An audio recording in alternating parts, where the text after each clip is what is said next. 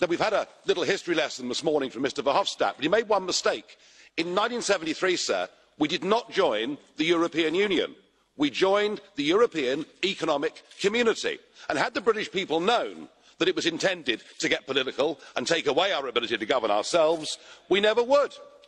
Now, I'm sorry to say that the response to the triggering of Article 50 has been all too predictable. Already you've made a series of demands that are not just unreasonable, but in some cases clearly impossible for Britain to comply with.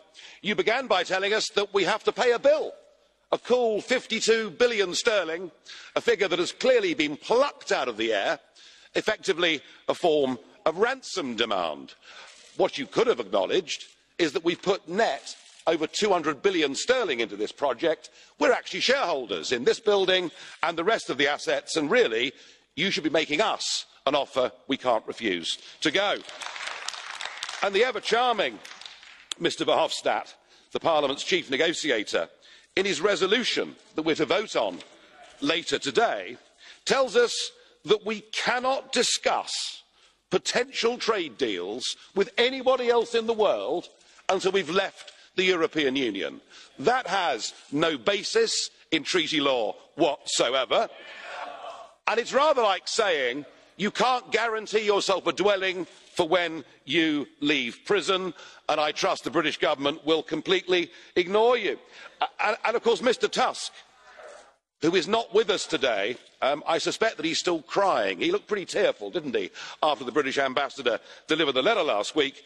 He tells us in his memorandum that any future trade deal must ensure that the United Kingdom is not allowed to have a competitive advantage. This is all impossible, and you add to that the hypocrisy of, on the one hand, saying the EU will negotiate as one, and clause 22 of the Tusk document saying that actually Gibraltar, that the Spanish can have a total veto over the whole trade deal if they're not happy with the sovereignty of Gibraltar. We believe in national self-determination.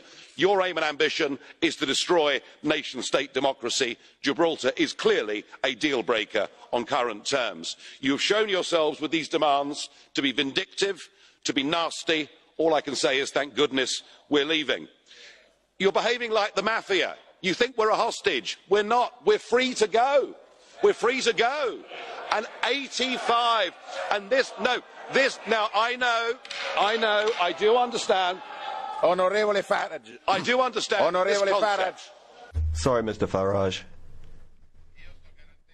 Listen, I'm trying to give you the chance to speak and say everything you want to say.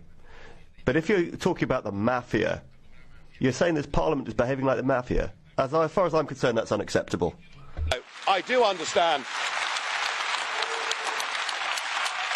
I do understand, sir, Mr President, I do understand national sensitivities. I'll change it to gangsters. All right? And that is how we're being treated. We're being given a ransom note. But what must be very difficult for all of you to get into your minds is there is a bigger world out there than the European Union. 85% of the global economy is outside the European Union. And if you wish to have no deal, if you wish to force us to walk away from the table, it is not us that will be hurt. Do you know, we don't have to buy German motor cars. We don't have to drink French wine. We don't have to eat Belgian chocolate. There are a lot of other people that will give that to us. A return to tariffs will risk the jobs of hundreds of thousands of people living in the European Union, and yet what you're saying is you want to put the interests of the European Union above that of your citizens and your companies. And if you continue with that route, it won't just be the United Kingdom that triggers Article 50, there'll be many more to come.